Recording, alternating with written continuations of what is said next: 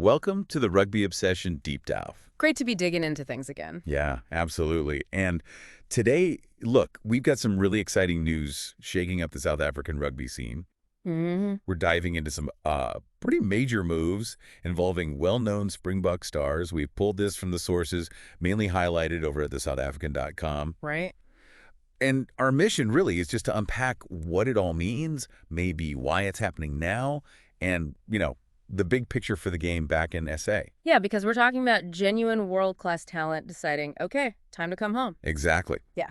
Which hasn't always been the trend, has it? No, not at all. I mean, for years, it's almost been standard practice, hasn't it? The top box, guys at the peak of their careers, heading overseas. It's UK, Japan, France. Right, chasing those big contracts or different competitive leagues.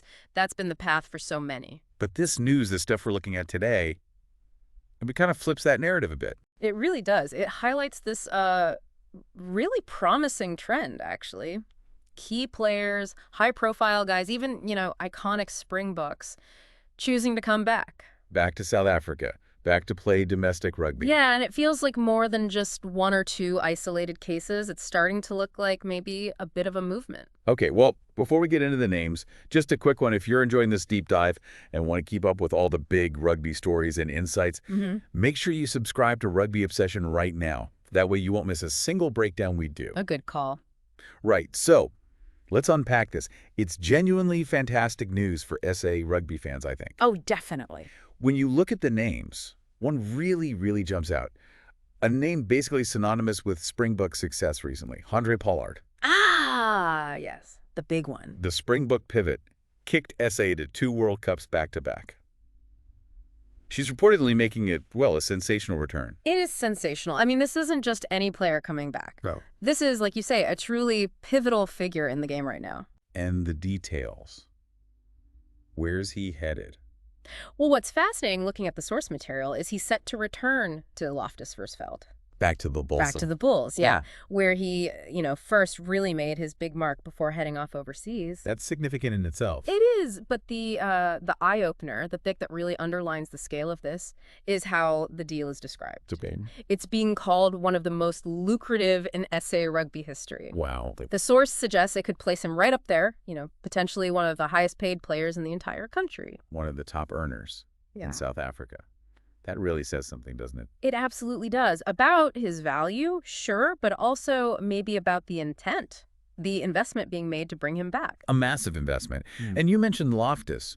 It's not just Pollard strengthening the Bulls, is it? There's another name linked with a return there. That's right. The source also points to another familiar face, Jan Serfontein, another former Bulls and Springboks star. Also heading back to Loftus. Yeah. Adds another layer of quality, experience. Definitely. Serfontein, I mean, he's a seasoned international center. Bringing him back adds, crucial depth, proven quality in that midfield. Which is so key. Exactly. Defensively, offensively. And his experience playing top-level rugby abroad for years, that's invaluable. Not just his own game, but mentoring younger players, too. Yeah, you can see the logic. It shows the Bulls are really serious about building something, bringing back guys with those sort of deep ties to the club. Seems like it. A real statement. Absolutely. It feels like a statement. Oh, yeah. And it's not just the backline getting boosts. Moving on, another big returnee mentioned in the source, Marvin Orie. Ah, Marvin Orie, yeah, prominent Springbok lock. Where is he headed? Also set to join Jake White's squad at the Bulls, according to the reports. Okay, so the Bulls are really loading up. They are. And the source specifically frames this, Orie's move, as part of a bigger picture. A sweeping recruitment drive by the Bulls. Sweeping recruitment drive. Strong words. Yeah, and it clearly seems aimed at, seriously bolstering their squad strength, especially looking ahead to, say, the 2025 Currie Cup. Right. Bringing in a lock of Orie's quality. I mean, that fundamentally strengthens your Type 5. It changes things. It really does. And sweeping feels right when you look at who Orie will be joining there. It's pretty staggering. The source points out he's joining an already long list of capped Springboks at the Bulls. I mean, just listen to these names. Gerhard Steenkamp. Johan Grabelaar. Wilco Lou, Ruan Nortje. Marcel Coetzee. Cameron Hanekom, Kanan Moody, Willie LaRue. It's incredible. It's like reading out a Springbok training squad list. Yeah.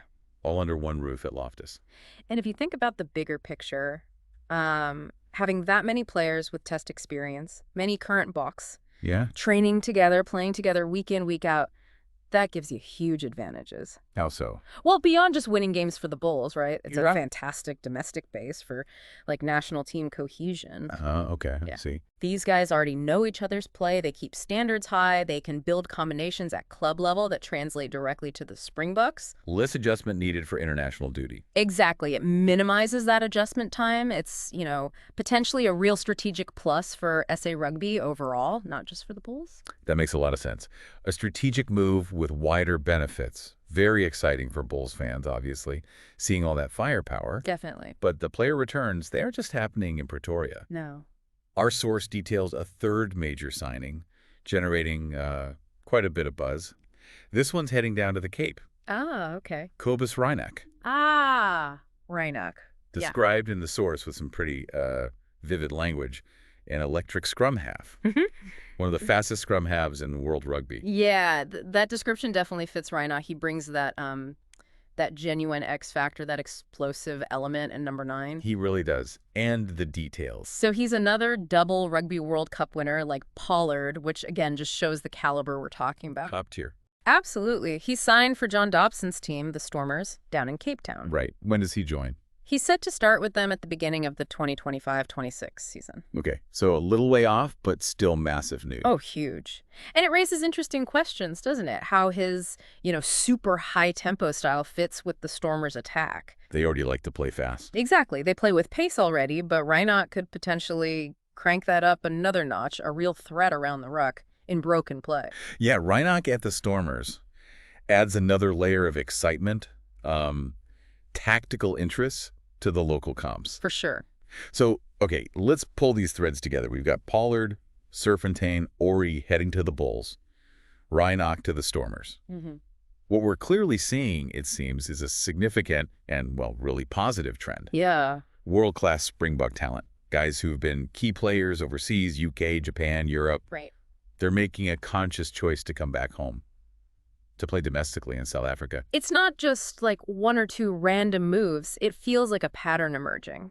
Definitely. And what's the significance of that, do you think? Well, what's really interesting is the kind of positive cycle this could create for South African rugby. Okay. You strengthen the local teams, right? That makes the URC, the Currie Cup, whatever, more competitive. More exciting to watch. Exactly. More attractive to watch, raises the overall standard of play. And that, in turn, makes playing in South Africa maybe more appealing for other players. Ah, so it could encourage more guys to stay or more to return. Potentially, yeah.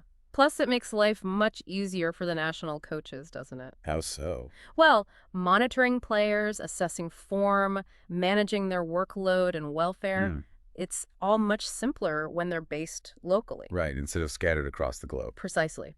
So, yeah, it feels like a really healthy development for the sport in the country overall. It absolutely does. Yeah. This isn't just about transfers. It feels like it could genuinely transform the domestic scene. Could do. So, connecting this to the fans listening, what does this all mean for South African rugby, big picture? Yeah. And maybe more importantly, for you, the fan. Yeah, good question. Our source actually poses these questions directly, and I think they're perfect for folks to chew on. They ask, which Springbok signing do you think is the biggest so far?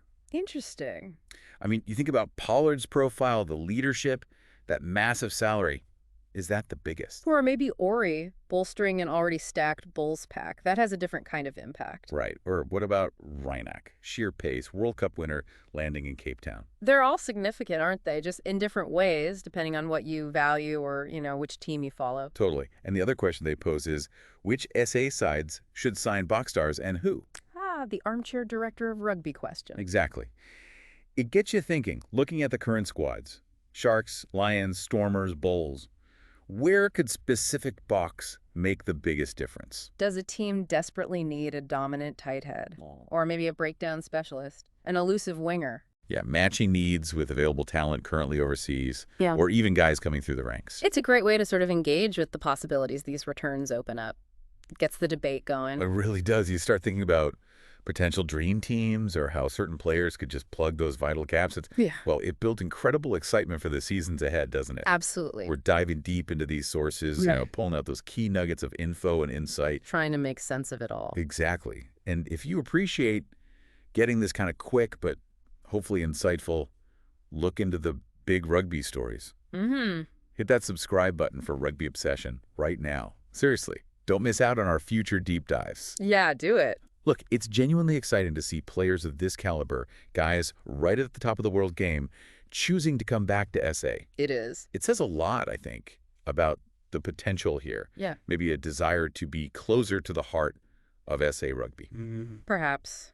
Pollard, Bokke, Reinach. Yeah. They're not just big names. They represent a serious injection of talent, of experience. It's bound to raise the bar across the board. You can't overstate the impact, can you? No, I don't think you can. The impact of these high-profile returns on the domestic scene, it's massive. Elevates the quality for fans. Provides that invaluable experience and leadership within the local teams. And crucially, it reignites that passion, doesn't it? Home crowds getting to watch their World Cup heroes close up again week after week. Yeah, that connection is huge. It really suggests, a vibrant, positive path forward for professional rugby in South Africa. Makes it more attractive for everyone, players, fans. So a final thought, perhaps, if this trend continues, what could the SA domestic leagues look like in, say, a few years? That's the big question, isn't it? Could they become, the destination of choice for even more top players? It's certainly something to think about. Food for thought, indeed. Okay, just one final quick reminder to subscribe to Rugby Obsession, stay on top of all the latest in the rugby world, and get these deep dives delivered straight to you. Please do. Thank you for listening to the Rugby Obsession Deep Dive, and we will look forward to you listening to our next episode.